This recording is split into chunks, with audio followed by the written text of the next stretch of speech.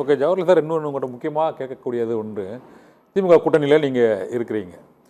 திமுக கூட்டணியிலிருந்து விலகிய கட்சிகள், இது ஐயுஎம்எல்லாக இருக்கட்டும் அல்லது மதிமுகவாக இருக்கட்டும், மற்ற சிபிஐ சிபிஎம்மாக இருக்கட்டும், நாங்கள் விலகுவதற்கு காரணம் அதிமுகவுடன் இணைந்து ஆட்சி அமைக்க முயற்சிகளை மேற்கொண்டார்கள். அது பாரதிய ஜனதா கட்சியின் ஆதரவோடு அந்த முயற்சி மேற்கொள்ளப்பட்டதால் தான் நாங்கள் கூட்டணியை விட்டு விலக வேண்டிய நிர்பந்தம் ஏற்படுகிறது என்ற ஒரு காரணத்தை கூறுகிறார்கள், தொடர்ச்சியாக கூறுகிறார்கள். அது தாவேக தரப்பிலும் அதே காரணம் கூறப்படுகிறது. இது எந்த அளவுக்கு உண்மை? நீங்களும் அதே கூட்டணியில் தான் இருந்திருக்கிறீர்கள், கூட்டணி கட்சியாக தான் இருந்திருக்கிறீர்கள். உங்களுக்கு அது போன்ற தகவல் ஏதாவது வந்ததா? அப்படி இல்லை, எங்களுக்கெல்லாம் அது போன்ற தகவல் எனக்கும் வரல. அதே போல் கொங்கு நாடு மக்கள் கட்சியினுடைய சட்டமன்ற உறுப்பினர் ஈஸ்வரன் திரு நித்யானந்தம் அவர்களும் எம்எல்ஏவாக இருக்கார். அவங்களுடைய கட்சி தலைவர் அன்பிற்கினிய சகோதரர் ஈஸ்வரன் அவர்களிடம் நான் தொலைபேசியில் பேசிய போது அவருக்கும் அந்த மாதிரியான அழைப்பு யாரும் சொன்னதாக வரல.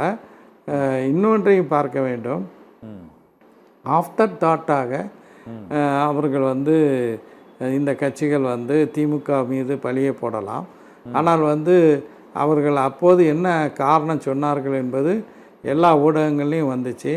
என்னென்னா, நாங்கள் இப்போ தாவேகாவுக்கு ஆதரவு அளிக்காவிட்டால் இங்கே குடியரசுத் தலைவர் ஆட்சி வந்துவிடும். எனவே அதை தவிர்ப்பதற்காக வேண்டி தான் இந்த ஆதரவை தருகிறோம் என்று சொன்னார்கள்.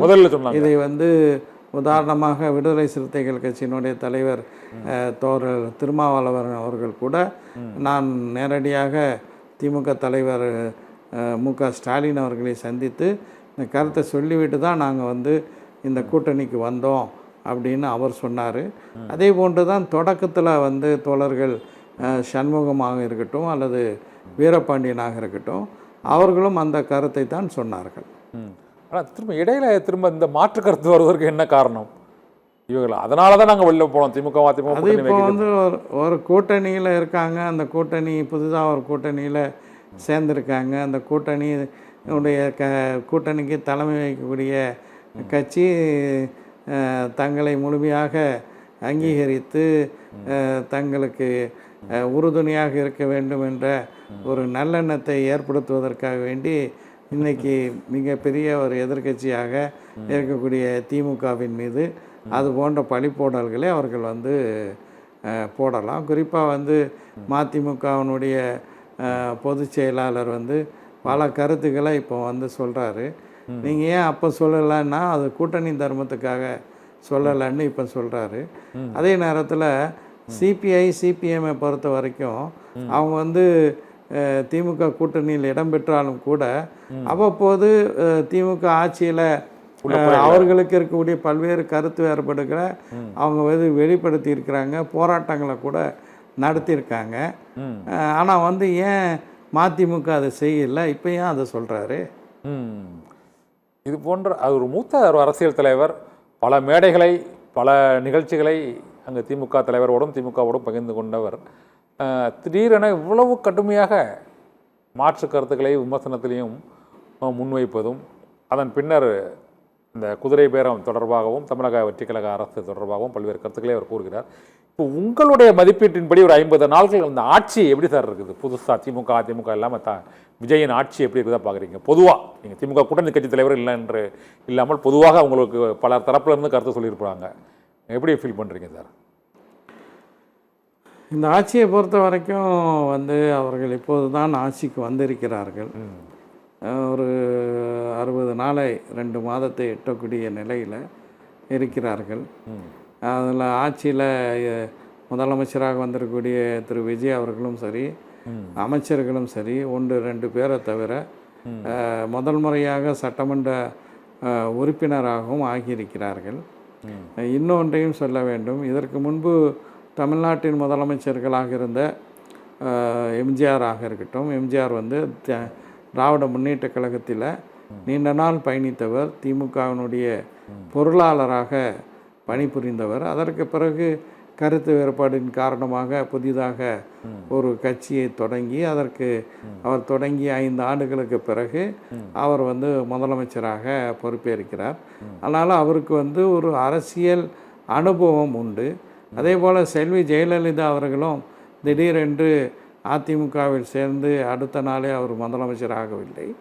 அவரும் நீண்ட காலம் அதிமுகவில் பணியாற்றியவர், தமிழ்நாடு முழுவதும் பயணம் செய்தவர், அதிமுகவினுடைய கொள்கை பரப்பு செயலாளர் என்று எம்ஜிஆர் அவர்களால் அந்த பதவி கொடுக்கப்பட்டவர். எனவே அவருக்கும் வந்து ஒரு நீண்ட அரசியல் அனுபவம் உண்டு.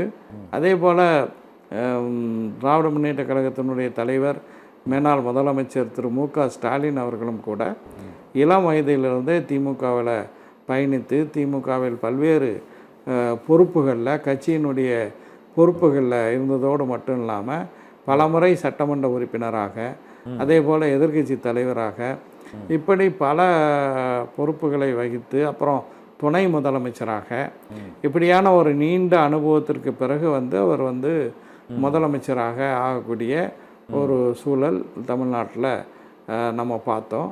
ஆனால் திரு விஜய் அவர்கள் நேரடியாக அவர் கட்சி தொடங்கிய ஒரு சில ஆண்டுகளுக்குள் அவர் வந்து முதலமைச்சராக ஆகக்கூடிய ஒரு வாய்ப்பை வந்து பெற்றிருக்கிறார். எனவே வந்து உடனடியாக இந்த ஆட்சியை பற்றி நாம் பெரிய அளவுக்கு இப்போதைக்கு உடனடியாக விமர்சனம் செய்வது முறையாக இருக்காது. ஆனாலும் கூட தமிழ்நாட்டில் வந்து பல்வேறு பிரச்சனைகள் இப்போது இந்த ஆட்சியில் தலைவிரித்து ஆடுகின்றன என்பது உண்மை. எடுத்துக்காட்டாக சொல்ல வேண்டுமென்றால் இந்த பாலியல் வன்கொடுமைகள், அதுவும் குறிப்பாக சிறுமிகளை இலக்காக கொண்டு நடைபெறக்கூடியவை வந்து ஒரு தமிழ்நாட்டில் பாலியல் வன்கொடுமை நடைபெறாத மாநிலம் தமிழ்நாடு என்று நான் சொல்ல வரவில்லை. ஆனால் பல வட இந்திய மாநிலங்களோடு ஒப்பிடும்போது, ஏன் அருகில் இருக்கக்கூடிய கர்நாடகம், கேரளம், அதே போல் தெலுங்கானா, ஆந்திர பிரதேசம், அதோடு ஒப்பிடும்போது இங்கு அந்த அளவுக்கு இந்த பாலியல் கொடுமைகள், வன்கொடுமைகள் பெரிய அளவுக்கு நடைபெற்ற ஒரு மாநிலம் அல்ல.